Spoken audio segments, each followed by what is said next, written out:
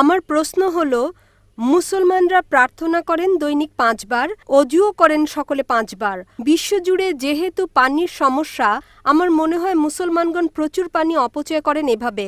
যদি আমি আপনাকে বলি বোন, প্রতিদিন গোসল করেন? জি স্যার। প্রতিদিন গোসল করেন? জি। অজু করার জন্য অজু আপনি 1 ঘট পানি দিয়েও করতে পারেন, 1 ঘট। ঠিক আছে। গোসলে আপনার কয় লিটার পানি লাগে বোন? কখনো মাপিনি। একটা আনুমানিক 1 বালতি তো লাগেই। জি। এই 1 বালতি পানি মানে 20-25 লিটার। তো আমি আপনাকে বলবো যে এতে অনেক পানি অপচয় হয়।